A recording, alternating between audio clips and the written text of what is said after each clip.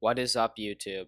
It's your boy, King Jack, and today I'm going to be showing you my top 5 tips and tricks to go 12-0 in the month of May in NBA 2K20 in Unlimited.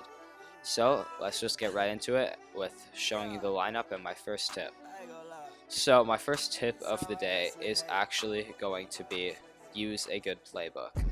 For me personally, I like to run with the Milwaukee Bucks playbook. So why is this playbook so good? In case you don't know, this playbook is amazing for running 5-0 plays. In real life, often Giannis finds himself on top of the key with the ball with 4 shooters around him spaced to the perimeter, and it's the same in 2K. You can run plays such as Fist 64 5-0 down, I believe is what it's called, and that's the main play you use, and essentially it gives you plenty of good spacing from the perimeter and players spot up a range extender in the corners so that you can run a proper offense, and it's great as well for running a pick and roll offense and getting players to stand in the correct spots. So my one tip with this playbook would be to assign the plays to your point guard, so you have your point guard, shooting guard, and small forward on the perimeter, but if you're really confident in slashing and shooting with your power forward who would be in the middle of the 5-out up top, then you don't need to change anything.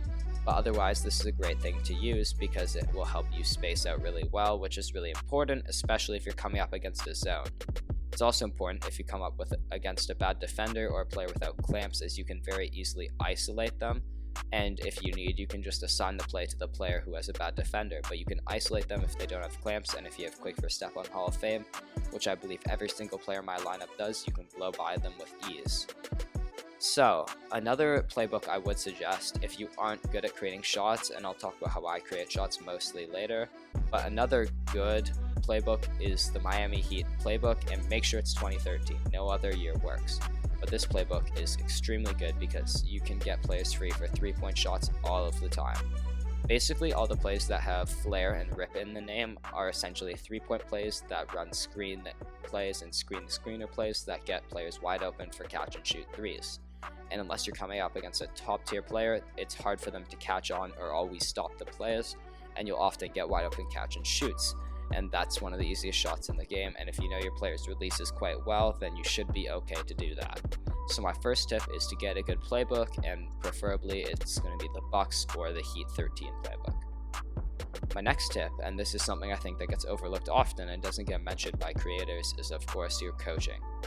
So I think it's extremely important for you to use a Diamond or Amethyst coach, and Nick Nurse is the coach I preferably use, but I'll explain why in a second. So Nick Nurse or Steve Kerr is essentially the same. Both are Diamond and Balanced coaches who I would recommend give +5 to a ton of different stats for all of your players in your starting lineup, provided they're a good fit, which most players will be at this stage in the game because they're so good. So, looking at this, perimeter defense, mid-range, close shot, ball handle, 3-point, and driving layup are all going up for my point guard Dwayne Wade. And these are all very important, and there's a noticeable in-game change because of this. Now, there's only one other coach I would recommend that isn't Steve Kerr, Nick Nurse, and isn't Diamond, and that, of course, would be Terry Stotts, an Amethyst coach. And this is because he runs a different system, and this system does something very important, which I'm about to highlight. So looking at my center, I use Kristaps Porzingis. I'll talk more about these choices in a minute, but he does come with a diamond shoot, but we'll pretend it's not there. He would have a 79 ball handle. Terry Stotts is so effective because he gives big men a +4 ball handle stat, which means they're much closer to speed boosting if they can't. So as an example, if you didn't buy Kristaps Porzingis with a $30,000 shoe on him, I guess I just got lucky clearly, but if you don't do that, then he has a 79 ball handle. So my point guard does have Hall of Fame floor general, so that's another +4, I believe, or +5, and that gets him closer, but that does not make him reach the 86. However, what does make him closer is having Terry Stotts as a coach, which gives him +4 because it's an Amethyst coach, and being able to speed boost on all your players is essential, so making sure their ball handle goes up is key. So that's the viability of Terry Stotts. There's a lot of players he really helps. So my third tip is to make sure you have as many free players in your lineup as possible. So looking right here, I use three players, and I'll explain why I use them in a second. So firstly, I use Walter Davis, and Walter Davis is an absolute beast. 6'6", 99 offense, 98 defense. This guy is a clone of Tracy McGrady and Brandon Roy, except I would argue that he's better than Brandon Roy. So he has a lot of the same animations as Tracy McGrady. He's a great slasher, and he's the exact same base jump shot of Trey Burke with Hall of Fame quick draw, which is one of the best releases in the game, undeniably. So looking at some badges, he has quick draw, catch and shoot, Hudson Hunter, difficult shots, relentless finisher, green machine, flexible release, unpluckable, which is the main reason he's separated from Brandon Roy, tight handles, pick dodger, space creator, clamps, quick first step, intimidator, handles for days, pogo stick, consistent finisher, contact finisher, fancy footwork, downhill, and the list goes on. And if you go into the golds, he has dimer, so he can play make a little at the 2-guard position. And on top of that, he does have range extender. So this card's an absolute beast, and there's no reason you should be using many other 2-guards above him. He's 100% a top 10 2-guard in the game, period, and he's free. All he takes is 2 hours of time. Next, I recommend using someone such as a Cam Reddish, a Kevin Porter Jr., or a Robert Covington. So looking at Cam Reddish, who I personally prefer, he's a 90 offense, 99 defense, and this man is very similar to a Paul George type player. So he has great badges. He's lost shooting badges like catch and shoot, difficult shots, range extender, which really separates him because Hall of Fame range extender is a big plus. He can finish clearly. He has badges such as acrobat, quick first step on Hall of Fame. He can dribble, and he plays amazing defense, as you see. Pickpocket, lightning reflexes, clamps, intimidator, interceptor, all on Hall of Fame. This card's been out for a while, so if you don't have him, he's still worth the grind. Get him now, because he plays essentially like a diamond Paul George, and there's a reason a lot of people still have him top tier, despite being a slightly outdated diamond. He's great animations, great stats, great badges.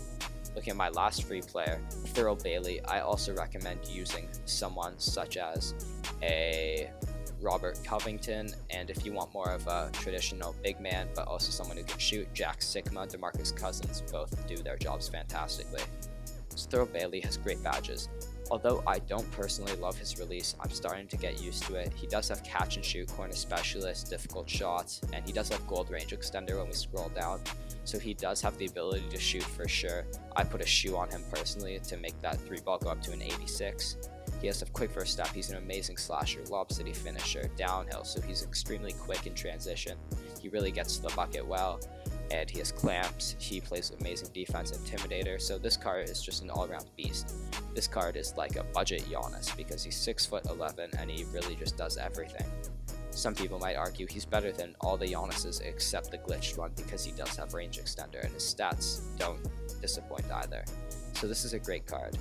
And this goes into my 4th tip, because my last tip was use a lot of free players.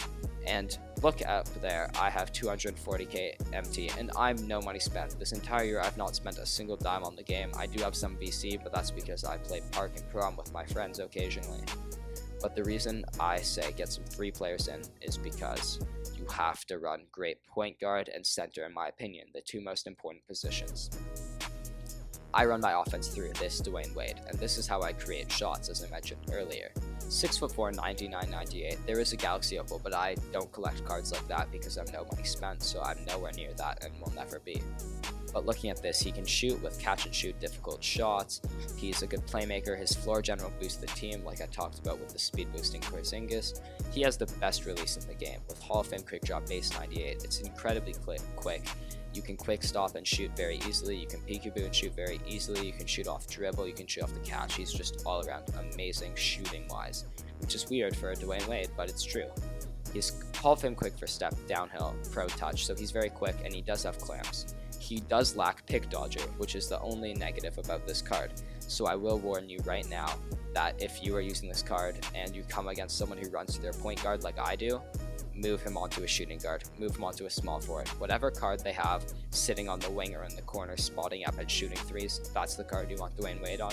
Not because he can't play defense, as you see he does have intimidator, interceptor, but because he does not play good defense on screens.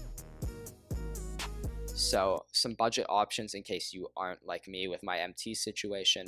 Pete Maravich does almost the same job. He's actually 6'5", so he's an inch taller. His defense is very comparable. He has a good release. I like his catch and shoot release a lot, not quite as much, but a lot. He can shoot off dribble like I mentioned earlier, so he's a very good alternative as well. Desmond Mason, if you're looking for more of a slasher, but someone who can also shoot off screens and stuff like that, Desmond Mason does it all. And if you really want a free point guard, which I see a lot of people wanting, then go for the Derrick Rose that just came out, the historic spotlight sim, or go for the Steph Curry. And the Derrick Rose obviously is more of a slasher, but still has a good release and range, and the Curry is just a phenomenal shooter. Lastly, the center. I run with Kristaps Porzingis, by far my most expensive player. I'd have a lot more MT if I didn't buy him, but it's absolutely essential.